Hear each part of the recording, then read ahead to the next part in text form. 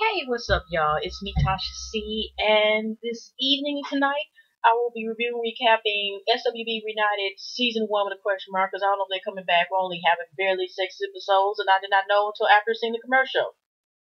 Episode 5. Okay, so, I don't know about y'all. I know I've been really starting to watch more reality shows, especially since last year, and so I'm kind of usually a lot of the new shows have 8 episodes, so I thought I was at least gonna get because I didn't see any previous information. I thought the last episode, season finale, was going to be the week that Mary Fairbrace, which I also will be reviewing that show when that comes out, y'all. I may do back scandal too, but I ain't reviewing episode 8 and 9 and 10. So, anyways, y'all. But what I'm saying is, it's like if they have 6 episodes, and the way this is going between them, 1 minute they're good, next minute they're bad, and whatever, right? So let's get on to this review. Now, we're seeing the name Coco's back with Virginia Beach, Virginia, at her home, and it's a couple days still before before Jazz court date, and he still has not appeared yet. And so, the husband, I think they were the beach first talking, and the beach, and he's asking her like, how does Coco Ty feel about the situation? Of course, she just feels, paraphrase usual. She feels like, okay, I obligated, family comes first for anything. I'm not going to I'm not going back on the road until everything is set.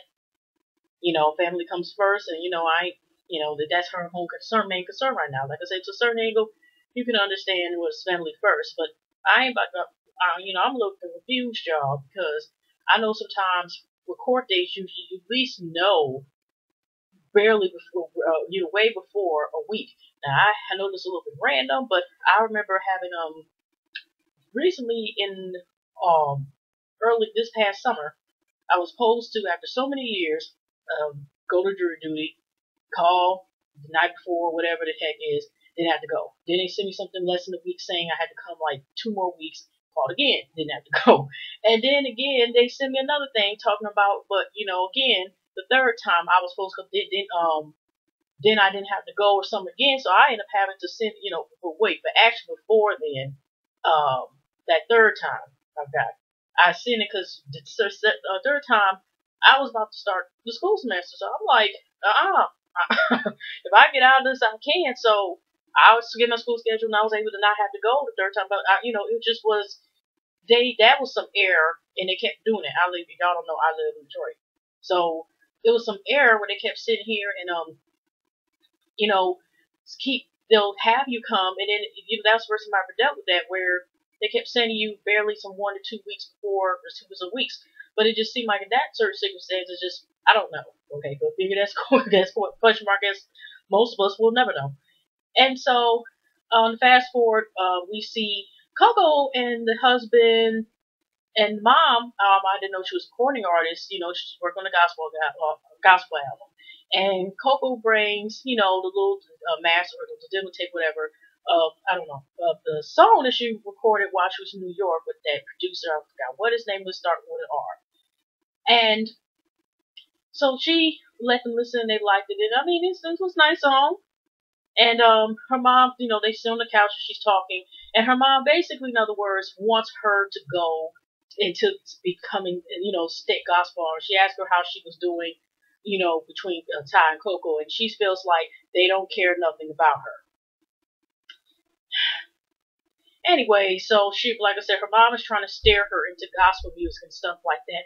And the mom's taking like, well, maybe that was a sign that you should stay away from them. Okay, rebuke the devil. She can say all that, but that's pretty much what she almost really, like basically she's going the wrong direction with going this, nasty R&B, and needs to get back to her roots, and so that's what was one of the things going on.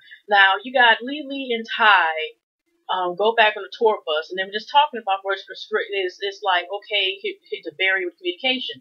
And the first scene with all three of the confessionals, again, it was communication. They made it was communication. One person was saying the count was talking, messing this person's ear, and this person's ear, and stuff like that.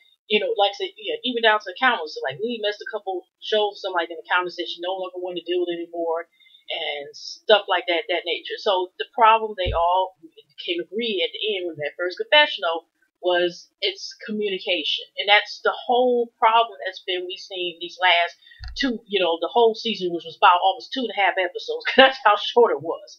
So, anyways, they're upset, to a certain point because it turns out if they don't, but I think Corey ends up telling this later on, but they are, knowing like, okay, you're worried about is this going to continue or is back to Coco back to her old ways, like just leaving the group, since she has done this, a couple times already. And so, they were saying that actually, here's again a communication problem, that they try calling her and she's not answering their phone, so they kind of concerned, but also, about what's going on with her and stuff like that, but she's not answering their calls. So Lily goes to stay at Taj's house for a couple days. She's supposed to meet some dude there that she met in Las Vegas. I don't know if he's from Tennessee, whatever, just meeting her there. And this dude happens to be 28, which turns out to find out later on is only 3 years older than her daughter. And so the night when they're going out there, legally, they just feel bad and are concerned worried about what has occurred with the situation with Jazz and stuff, And, Lily was like, we need to do something special for her, Ty's like, okay, what, So, anyways, but they were just talking about the situation and, all this and what you got business and family and, friends stuff all intertwined going on and stuff like that, right? So the day comes, it was hilarious because, when she turned around to be like, ta-da, look at my outfit, and he was like, that was not back there last time we met, and she was just like, you like? Yes, he does. So they basically go on a double date with Taj and her husband and stuff like that, and they were just talking about the exes, and I could have sworn that Taj said that Lily used to go with Coco, because he was the dude, I think, Pharaoh, was asking her why she never got married. She never been married. He even just played like, what, something wrong with you, something like that. And he started laughing. And that's when they brought up Ed Lover. And then they also brought up that something about some crowbar.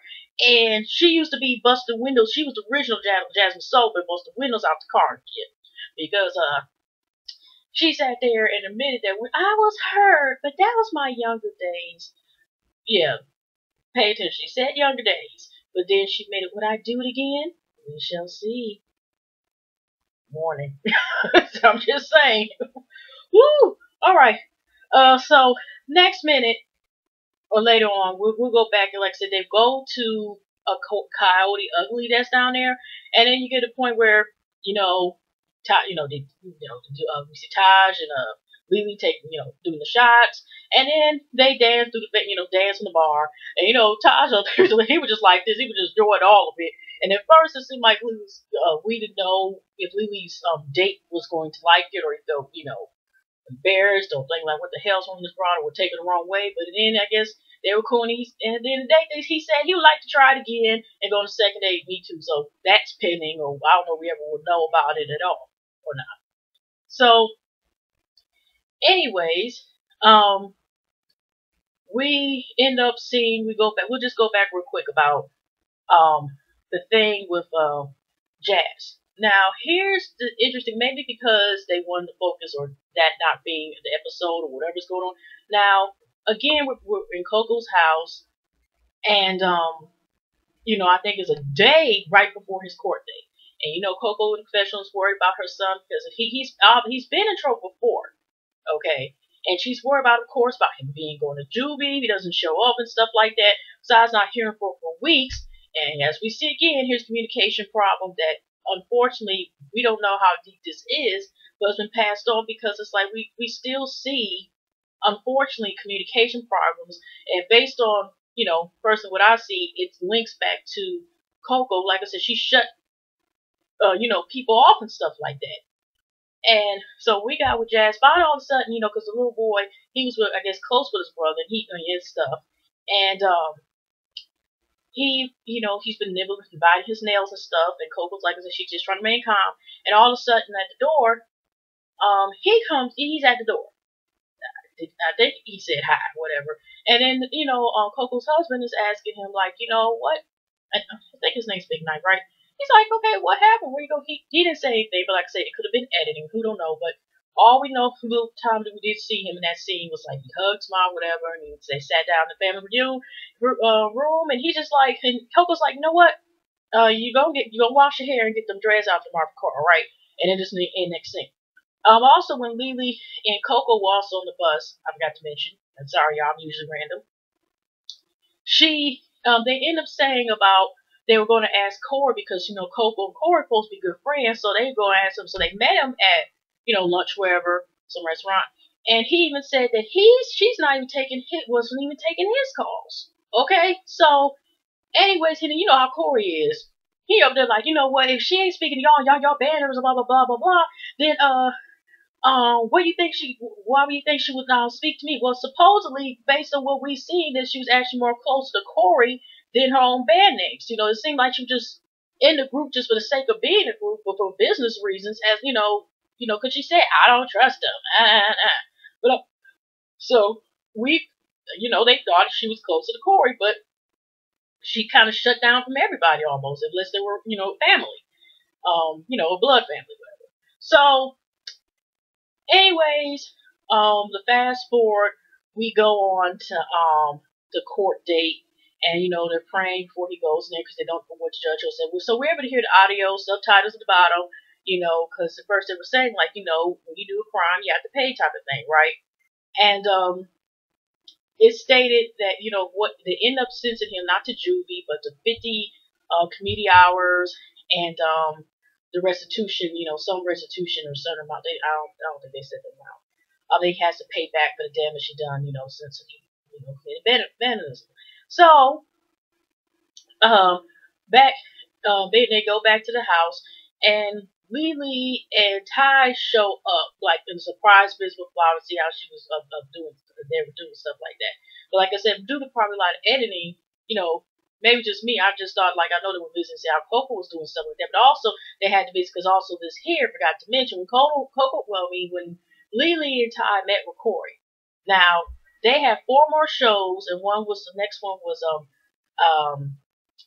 in DC, I think, right?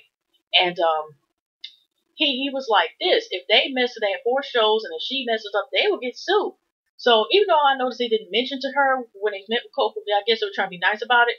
The thing is, like, they get sued if she doesn't continue to tour or whatever. And so they end up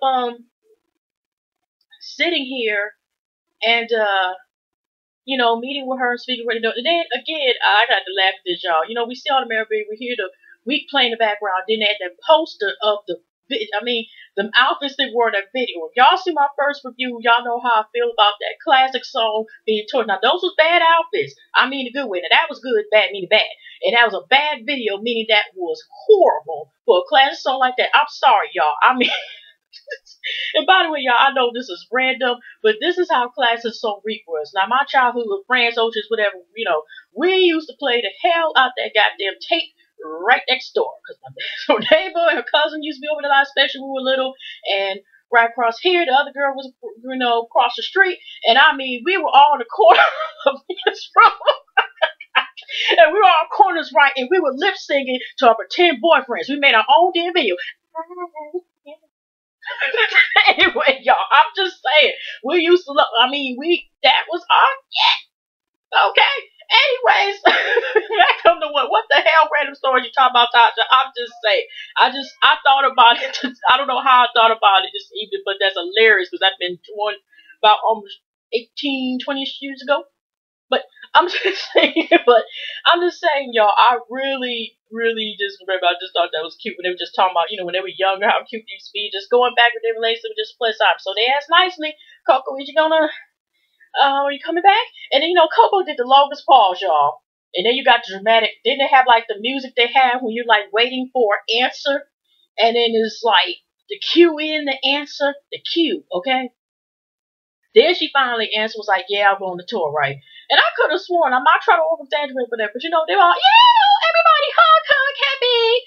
And then all of a sudden, when they get ready to leave, they turn like the mom's just looking like this. Kind of thing, yeah, little heifers.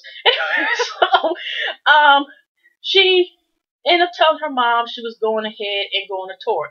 And this is when the mom, personally, I thought was kind of laying the guilt trip on Coco, because she was just like, Jazz needs his mom and stuff like that. And Coco already feels guilty because she felt like maybe her going on tour, already was the reason maybe why he put in the situation. But then I'm thinking, like, even though I know her gospel songs weren't, albums were not as successful as SWV when she was with the group. Did she tour with those two? I'm just saying personally, I mean, I'm seeing Mary, whatever, they have to leave their families even when they're in the gospel service. So I'm just saying, I don't know, and I'm not going to get into it, but I'm just saying. So the mom was trying to get guilt trip. She wants her, to go with the route of staying away from that demon gyrating music, and basically trying to get her to stay here and take care of Jazz, not do that. And Coco was like, yeah, my mom was right about a lot of things, but at the same time, I'm also a grown woman. So that ends that. And all of a sudden, so we go fast forward to DC. Also, I think, yeah, they were DC, I think, for this tour. See, the problem is, back on the tour, the next show. The problem is, okay, Coco's husband, they have a live band this time, I think, with this particular show. Coco's husband is the drummer. And the problem is they had a problem sound check. They couldn't hear themselves in a little, earplug thing. And this comes from the fact that with the situation with Jazz, is the reason why they didn't have a proper sound check, or they would have been able to rehearse like we've been seeing in other episodes. And prior to that, first I think prior or afterwards, they ended up having fun. You could see the unity that Coco admitted they do have fun and there are good times. And then Osiris Radio, I don't know what particular show it was, and it was like the SWV takeover. It was just nice to see how much fun they had. But even when Coco went on the tour bus and they were playing this game, what would you rather do? Would you sleep with Michael Jackson, of course, or sleep in the whole cemetery about a week? And then I remember the question, I think Taj or Coco posed to Lee, and Corey was right there too. It was like, would you rather sleep with Corey? And Lily, would you rather sleep with Corey? Would you rather sleep with Jeff? And she was like, I would rather sleep with Corey because I know he gonna be quick. So, oops. Anyway, so y'all, I ended up, sorry, I'm so random. Like I said, I just thought about it. It's Valentine's Day. So happy Valentine's, everybody. Whether you got somebody or not, hugs, love to y'all. Yeah, I'm just looking at day because it's about 12:08 here. So sorry, just random. And so back on, we're going back to rehearsal, and then we're getting ready to see the makeup. But this is another funny damn scene. Now, Ty obviously had some dandruff in here in the scalp. I guess, the periods of time. I don't know if she had, what was going on. But here come, there was already a lady doing her hair. Here go Lily doing all this and stuff, raking about the scalp. Ty trying to get there. She's like, girl, we gotta get this out here now. You're gonna have to go to the hospital. I'm just like, oh my gosh, Lily is a mess, but a good mess. Oh my gosh. So after the raking of Ty's scalp, or I guess for flakes or I don't know, but so anyways, we got the show right. It's good show, and the clock. We see more of the crowd, and they're just realizing SWV is back and everything, and they're just like, oh my gosh, like this is really showing the SWV come back a thing, right? And then it was like more awesome news after they had the show, that Jeff calls them, and then it turns out in a couple weeks or whatever, once he gets through, he was asked how they're doing everything, but Sony has called back and they do want to work with SWV, right? And so all of a sudden, I think it was Corey, somebody was like, okay, Coco wants to speak to you on whatever, right? And this was the time that Coco decides to bring out, like, you know what, y'all? She's been approached from a company that wants to offer her a deal, for a record deal in order to do another gospel album. The first thing, they just looking like, oh hell, I knew you was gonna do this type of look, and they just felt offended because she's like, SWV don't have nothing to do with secular music. And I guess Ty was even referring to the audience. I thought, didn't she cry again? Because they had her just like this, or maybe she was just upset. But both of them, they're just like, what do you mean? They were just like, they knew that she was doing stuff in New York as far as to demonstrate stuff. They already thinking, the first start, there was some evidence. She said she signed. She's like, no, I'm just thinking about them asking y'all permission first. And they kind of like, hell no, that that's totally different. SWV ain't got nothing to do with that, okay? But so, side note about y'all, do you think honestly, y'all, just open question, if SWV was Sister with Voice, mean Hallelujah Sister with Voices, and they were gospel music, do you think Coco's mom would have so much of a problem or try to not make her stay home if the music was different? I'm just saying. I know that's open and we ain't got enough information. It's only ended on TV, y'all. But I'm just saying, would it make more of a difference if the group folk, was not a group that talked about sex and everything? And I know as Coco was talking about earlier, like how she didn't even know what the song Downtown was at first. She really thought it had something to do with shopping. I thought it was funny. So anyways, they're getting upset and stuff like that. Lady got to the point, she was like, I'm out the door to get this here. We might as well break this group up now. If you got to get either this or that or other. And, they said has happened before. They just like, you just going to leave us? No, Coco's just like, no, I'm not going to stay. But you got to admit already, because Coco has said, like, in the confessional things, like, about not the communication. Now, she finally communicated, but it's like, okay, they just kind of feel like, oh, I don't know if they feel the same way they did about the jazz situation, because they like, we love, we understand about the jazz situation, stuff like that. We'll do anything. We love, jazz, basically, right? Especially Ty, because she's the child's godson. And, they just like, what, because, how Coco always says, like, they don't have her back and stuff like that, whatever, right? And they just feel like, again, that Coco's being selfish. And it kind of is like, Lily's like, y'all decide on his own, and then Ty ends up walking to, like, you got to decide what you're going to do, blah, blah, blah, blah, blah. The last little part I forgot to mention is about the possibility of the ongoing possible sometimes behavior that might be passed on.